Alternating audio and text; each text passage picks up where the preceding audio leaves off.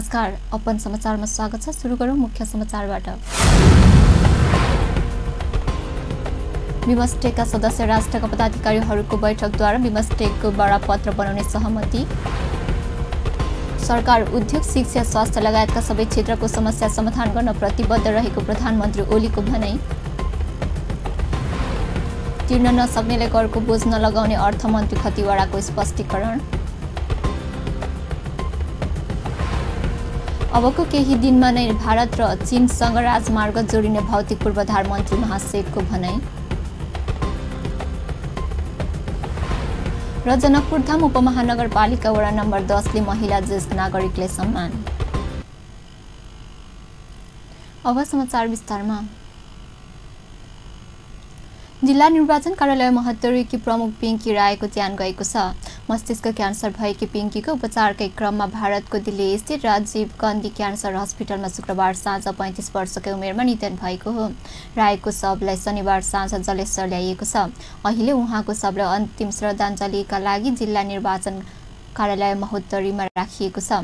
अन्तिम श्रद्धाञ्जली पश्चात रायको अन्त्येष्टि उहाँको आफ्नै निजी निवास धनुषाको बिन्हीमा लगेर गरिने नेपाल पत्रकार महासङ्घ महोत्तरीका पूर्वाध्यक्ष तथा मट्यहानीका नगरपालिकाका मेयर हरिनारायण मण्डलले जानकारी दिनुभयो। मधेसी समुदायबाट घुम्टो फाल्दै नेतृत्व तहमा पुगेकी राय मधेसी महिलाका लागि प्रेरणाको स्रोत थिइन्। रायका एक छोरा छन्।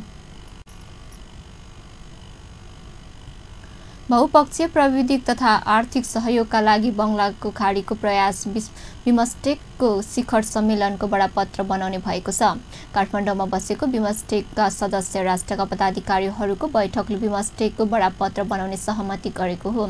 स्थापनाको 21 वर्षपछि बिमस्टेकले औपचारिक रूपमा दूरदृष्टिसहितको बडापत्र बनाउने भएको छ। साथै बैठकमा शिखर सम्मेलनपछि जारी हुने घोषणापत्रका विषयमा पनि सहमति जुटाएको छ। बिमस्टेकले प्रभावकारी र क्षेत्रीय विकासको अवधारणालाई प्राथमिकतामा राख्नुपर्ने सदस्य र राष्ट्रका पदाधिकारीहरूको जोड दिएको र परराष्ट्र सचिव शङ्कर दास बैरागीले जानकारी दिनुभयो। नेपालले भूपरिवेष्टित राष्ट्रको कनेक्टिभिटीका मुद्दालाई समेत जोड दिएको जानकारी दिनुभयो। विद्युतीय प्रसारण लाइन विस्तार, सडक सञ्जाल लगायतका विषयमा समेत सदस्य राष्ट्रका पदाधिकारीहरूबीच छलफल भएको थियो। र रेस्पोन्सिबिलिटी चाहिँ क्लियरली त्यसले डिलिनेट गर्नेछ र एउटा नयाँ किसिमको खाका प्रदान गर्नेछ। चार्टर एउटा महत्त्वपूर्ण दस्तावेज हो भन्ने लाग्छ। त्यसमा हामीले छलफल अगाडि बढाउने भन्ने सहमति भएको छ। एनर्जी कोअपरेसन अन्तर्गत एउटा एमओयू सही हुन्छ। ग्रिड इन्टरकनेक्सन सम्बन्धमा त्यो सही हुन्छ र केही अरू दस्तावेजहरूलाई पनि टुङ्गोमा पुर्याउने भन्ने हाम्रो छलफल भएको छ। मेम्बर स्टेटहरूले आफ्नो आन्तरिक गृह कार्य पुरा गरिसकेपछि ती कुराहरू आउँछन्। हामीलाई टाइम लाग्छ 2-4 दिन त भन्नको लागि। धेरै हिसाबले हाम्रो बैठकमा बिमस्टेकका आम्दानी तथा खर्च सचिवालयको प्रभावकारी सञ्चालन लगायतका विषयमा समेत छलफल भएको थियो। यस्तै बैठकमा नेपाल भारत प्रबन्ध समूह जस्तै प्रबन्ध समूह इपिजी गठन र यसको क्षेत्राधिकारी विषयमा समेत चर्चा गरिएको सचिव बैरागीले जानकारी दिनुभयो। एमओयू सही हुन्छ। ग्रिड इन्टरकनेक्सन सम्बन्धमा त्यो सही हुन्छ र केही अरू दस्तावेजहरूलाई पनि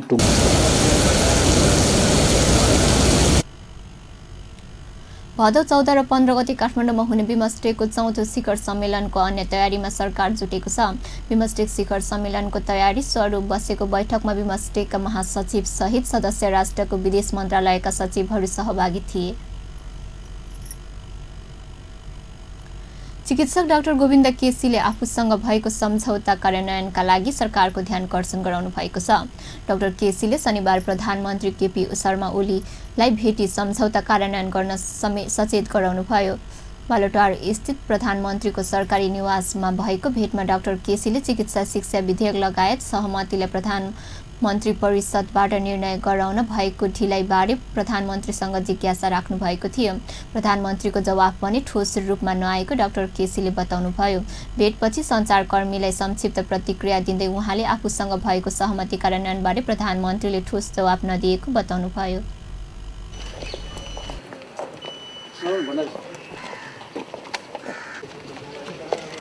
2+2 = 4 भन्ने कुरो चाहिँ सिधै भयो भने हेर्नुहोस् होइन।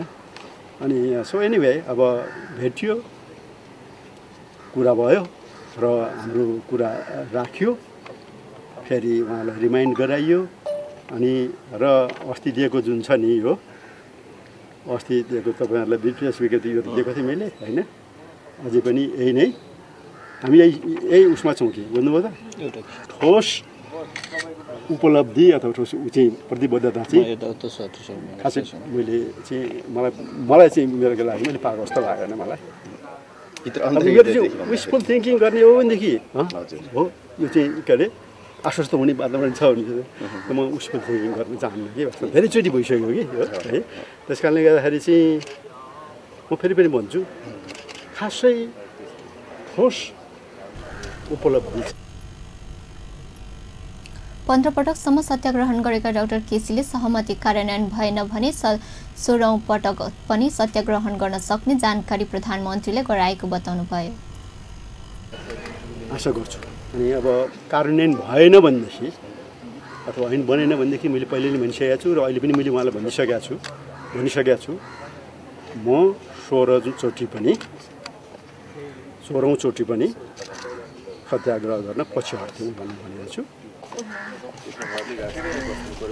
अध्यादेशमा भएको प्रावधान विपरीत हुने गरी मन्त्री परिषदले गरेको निर्णय हटाउन सरकार सहमत भएपछि डाक्टर केसीले 15औं सत्याग्रहण तोड्नु भएको थियो।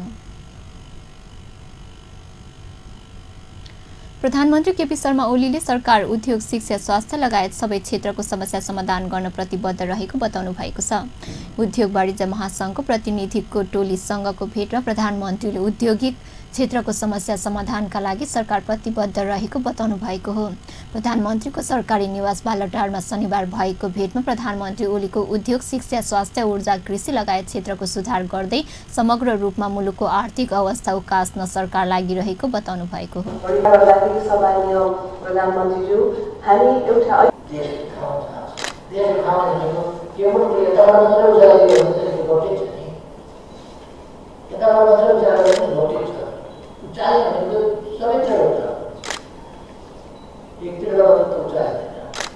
त्यसका हामीले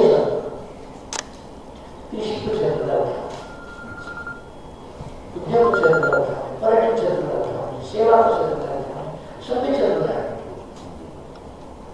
तब मात्रै देशका उद्योगको क्षेत्रका समस्याहरू, शिक्षाका क्षेत्रका समस्या, स्वास्थ्यका क्षेत्रका समस्या, त्यसै गरेर पूर्वाधारका क्षेत्रका समस्याहरू, ऊर्जाका क्षेत्रका समस्याहरू या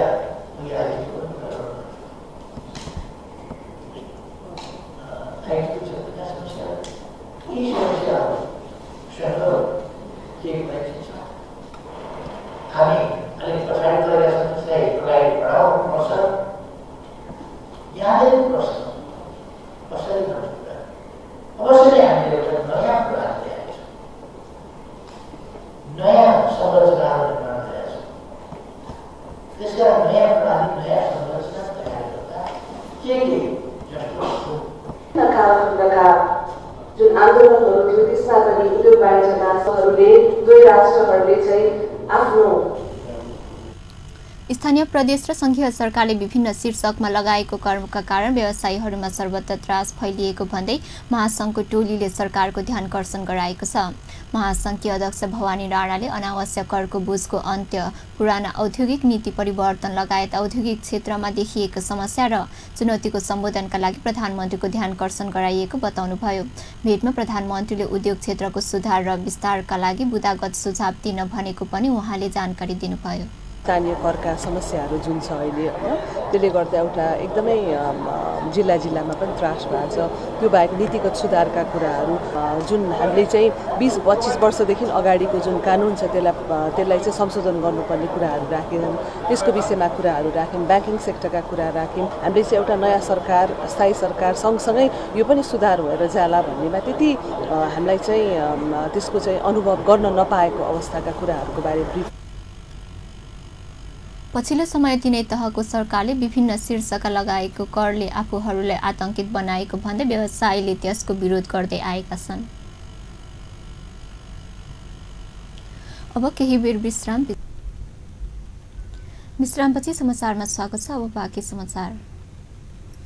प्रधानमन्त्री एवं नेपाल कम्युनिस्ट पार्टी अध्यक्ष पुष्पकमल दाहालले संघीय प्रादेशिक र स्थानीय तहमा निर्धारण गरिएको कर सम्बन्धमा सरकारले समीक्षा गर्ने बताउनु भएको छ। शनिबार चितवनको भरतपुर विमानस्थल आयोजित पत्रकार सम्मेलनमा अध्यक्ष दाहालले सरकारले आफ्ना कामको समीक्षा गर्ने बताउनु भएको हो। उहाँले जनअपेक्षा अनुरूप सरकारका काम कारबाही अघि बढ्न नसकेको स्वीकार गर्नुभयो। तीनै तहका सरकारले लगाएको करको मारमा जनतालाई पार्न नहुने भन्दै उहाँले सरकारका कामको गम्भीर समीक्षा गर्दै समस्या सम्बोधनमा उपायको खोज लिने बताउनुभयो। गुनासोहरू, चिन्ताहरू पार्टी नेतृत्वलाई र सरकारलाई राम्रोसँग अवगत छ। यो प्रक्रियामा जनताको अपेक्षा अलि धेरै थियो।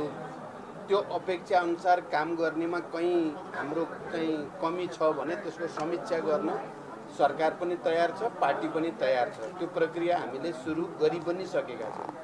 तर के कुरा साँचो होइन भने फेरि सरकारले केही नै गरेन भन्ने कुरा चाहिँ साँचो होइन। तर कुरा के हो भने जनताको यस सन्दर्भमा चाहे करसँग सम्बन्धित कुरा होस्, चाहे मूल्य वृद्धिसँग सम्बन्धित कुरा होस्, जनताको चिन्ता हामीले सुनेका छौँ र त्यसलाई सम्बोधन गर्ने उपायहरूको खोजी भइरहेको छ।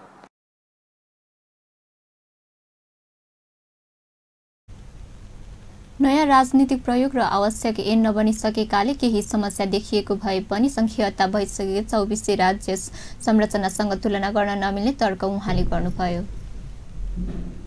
प्रयास भइरहेको त छैन भनेर मैले बोलेको थिएँ।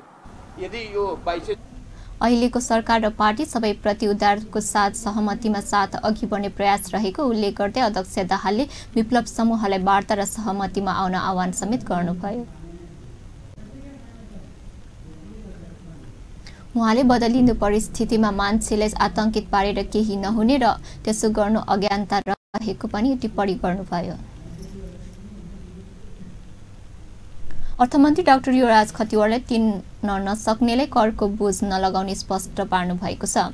सर्वसाधारणलाई करको बोझ लगाउने काम गरिएको भन्दै सरकारको तर्कको आलोचना भइरहँदा अर्थमन्त्री खतिवड़ाले कमजोर वर्गलाई कर नलगाउने स्पष्टीकरण दिनुभएको हो। उहाँले संघीयता कार्यान्वयनका लागि प्रदेश र स्थानीय तहमा पनि करको प्रावधान राखिएको स्मरण गराउनुभयो। आइतबार काठमाडौँमा आयोजित व्यवस्थापन गोष्ठीमा बोल्दै अर्थमन्त्री खतिवड़ाले कानुन नबनाई कर असुली नगर्न पनि सम्बन्धित सबै निकायलाई कडा निर्देशन दिनुभयो। उहाँले दोहोरो कर नलिन पनि आफ्नो क्षेत्राधिकार बाहिर गएर कर असुली नगर्न पनि मतहतका निकायलाई सचेत गराउनुभयो। सरकारले संघीयता कार्यान्वयनका लागि लोक कल्याणकारी राज्यको अवधारणा र सामाजिक न्यायको अवधारणा अनुरूप कर असुली रहेको काम गरिरहेको अर्थमन्त्री खतिवड़ाको दाबी छ। प्रावधानहरू अधिकारहरू प्रयोग गर्दैछ। यस्तो अवस्थामा एकै वर्षको बिचमा सबै कुराहरू पूर्णतामा आउँछन्, सबै निश्चित हुन्छ भनेर कुनै काहीँको मोडल ल्याएर यहाँ एप्लाई गरेर सफ्टवेयर फिट गरेर संघीयता कार्यान्वयन हुने त होइन नि।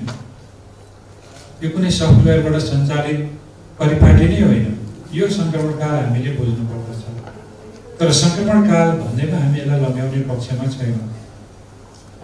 कानुन नबनाई कर लगाउन पाइँदैन, दोहोरो कर लगाउन पाइँदैन, आफ्नो क्षेत्राधिकार भन्दा बाहिर गएर कर लगाउन पाइँदैन। क्षेत्राधिकार भित्रको कुराहरू कानुन बनाएर कर लगाउने र कर लगाउँदाखेरि एउटा लोक कल्याणकारी राज्यको अवधारणा अनुरूप कर तिर्नै नसक्नेलाई करको बोझ नलगाउने र कर तिर्न सक्नेबाट अलिकति कर लिने र त्यसलाई कमजोर वर्गलाई विनियोजन गरेर उनीहरूलाई लाभ हुने गरी विकास निर्माण सेवा दिने काम अघि बढाउने। अर्थमन्त्री खतिवड़ाले राज्यले कमजोर समुदायलाई लाभ हुने गरी विकास निर्माण र सेवाको कामलाई अगाडि बढाउन कर लिने गरेको पनि स्मरण गराउनुभयो।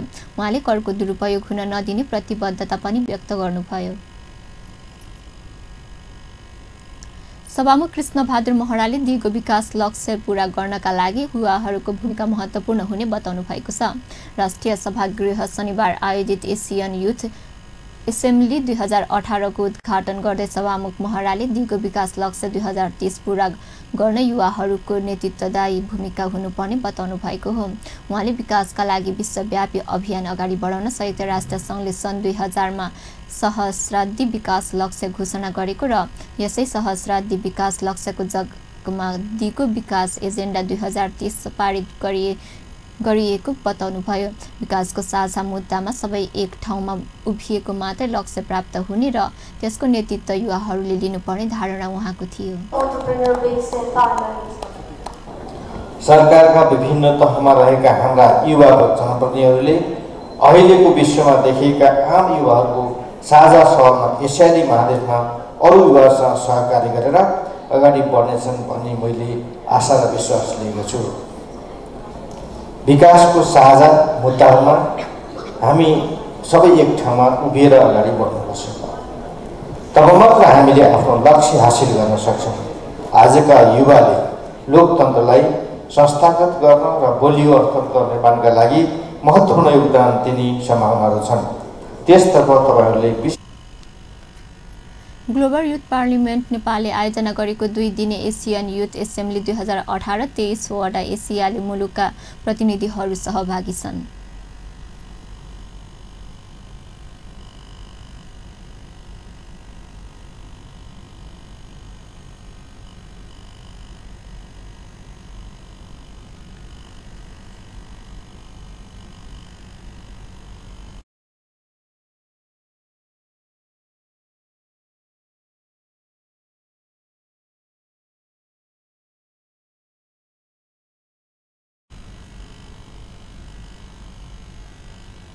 अब समाचारमा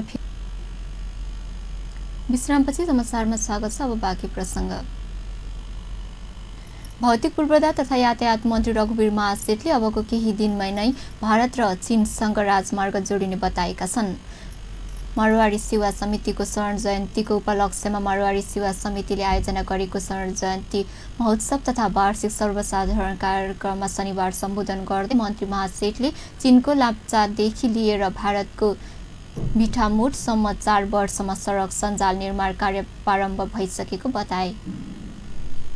मन्त्री महासेठले मधेस विकासका लागि नेपाल सरकारले 352 करोडको योजना घोषणा भइसकेको बताउँदै जनकपुरधामको बाहरी रिङ रोडदेखि लिएर हरेक गाउँमा पिच सडक जोड्ने बताए।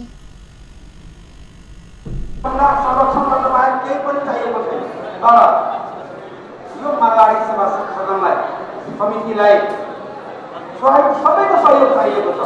सरकारको सहयोग चाहिएको छ, महानगरपालिकाको सहयोग चाहिएको छ, प्रदेशको सहयोग चाहिएको छ।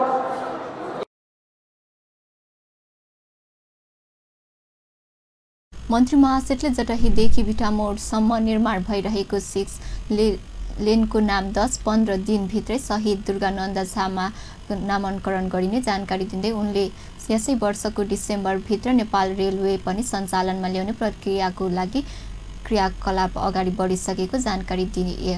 धनुषाको चारनाथ वनमा 3000 बिघा जग्गामा औद्योगिक करिडोर स्थापना गर्ने र त्यसको पनि प्रक्रिया अगाडि बढिसकेको बताए। घोषणा नभए पनि जनकपुरधाम नै प्रदेशको राजधानी रहने र त्यसमा निश्चित रहन आग्रह गर्दै उनले जनकपुरधामको विकासका लागि सङ्घीय सरकार, प्रदेश सरकार र स्थानीय सरकार तीनैवटै निकायले योजना निर्माण गरी प्रक्रिया अगाडि बढिसकेको जानकारी दिए। जनकपुरधामको विकासका लागि जनकपुरधाम मेयर लालकिशोर शाहलाई दृढ संकल्पी र इमान्दार बन्नु आवश्यक रहेको समेत बताए।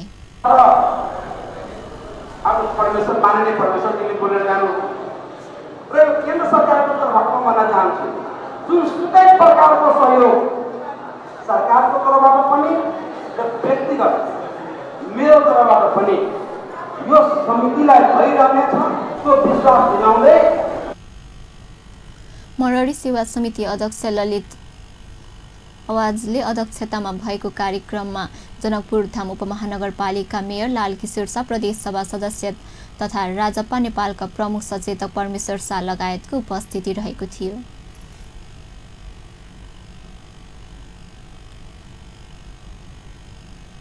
उपप्रधानमन्त्री एवं रक्षा मन्त्री ईश्वर पोखरेलले मुलुकको विकास र समृद्धिका लागि जनदबाव सिर्जना गर्न युवाहरूलाई आह्वान गर्नुभएको छ।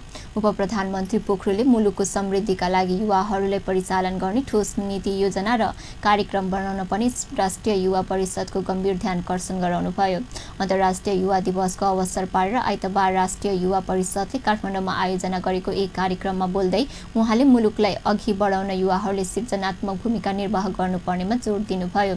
उहाँले विकास र समृद्धिको अभियान आम नेपाली र मुलुकको हित चाहने सबैको लक्ष्य भएको उल्लेख गर्दै त्यसमा साथ दिन पनि सबैको सहयोग आवश्यकतामा जोड दिनुभयो।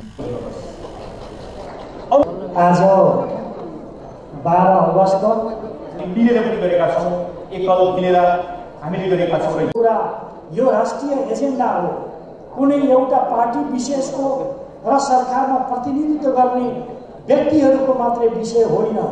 यो आम नेपालीहरूको, नेपालको प्रगति चाहने हर कोहीको एजेन्डा हो। आर्थिक विकास र समृद्धि र यो आर्थिक विकास र समृद्धिको कुरा गरिरहँदा मुलुकको जनसङ्ख्याको 40% भन्दा पनि ज्यादा यो रहेको युवा शक्तिलाई परिचालित गर्ने, नेतृत्वमा ल्याउने सन्दर्भमा ठोस योजना र प्रस्तावहरू के हुन् त्यो दिशामा छलफल आयोजना गर्नुपर्दछ भन्ने म आग्रह गर्न चाहन्छु। यदि यस्तो हुँदैन भने जसोतसो कार्यक्रमको धर्म निर्वाह गर्ने कुरा त होला, तर त्यसले गति दिन सक्दैन। गतिमा बगेको जीवन। उपप्रधानमन्त्री पोखरेलले युवाहरूको उचित परिचालन नगरी मुलुकलाई समृद्ध बनाउन नसकिने स्पष्ट पार्नुभयो।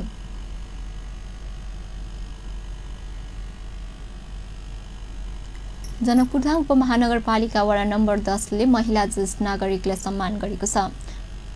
वडा अध्यक्ष मिथिलेश कुमार कर्णको अध्यक्षतामा भएको कार्यक्रममा गत आर्थिक वर्ष 2074-75 को प्रगति र कार्यहरूको समीक्षा गर्नुका साथै कुल 34 जना महिला ज्येष्ठ नागरिकलाई सम्मान गरिएको थियो।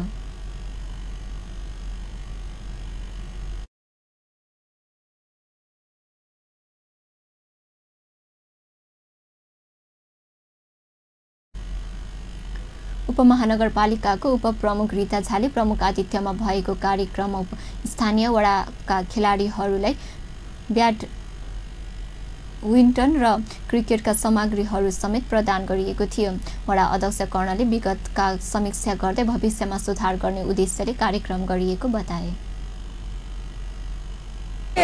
अगर कोनो उनकर धिया पुता अगर खाना पीना में या मीठ बदनाई में कमी करे छथिन तो वार्ड अध्यक्ष उनकर हरेक कारोबार के सिफारिश रोक के अधिकार अब न्यायिक समिति के भेज के लिए अपने सब न्यायिक समिति में आयल जाओ।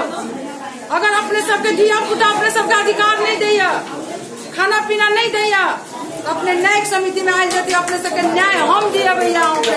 ज्येष्ठ नागरिक के हम सम्मान के लिए और एठम खेल कूद के लेल बैडमिंटन एठम अध्यक्षता छै, ताहि लऽ कऽ बैडमिंटन के सम्मान देलियै और युवा सब जे एठम खेल कूद में रुचि राखे ताहि लऽ कऽ ओकरा सबके क्रिकेट के सम्मान हम देलियै।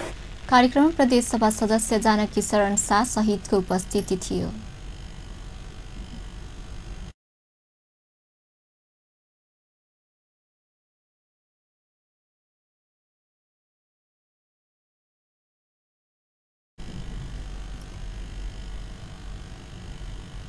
अन्त्यमा मुख्य समाचार पुनः एकपटक।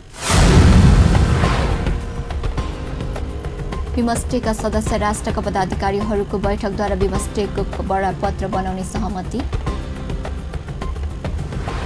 सरकार उद्योग, शिक्षा, स्वास्थ्य लगायत सबै क्षेत्रको समस्या समाधान गर्न प्रतिबद्ध रहेको प्रधानमन्त्री ओलीको भनाई। तिर्न नसक्नेले करको बोझ नलगाउने अर्थमन्त्री खतिवडाको स्पष्टीकरण।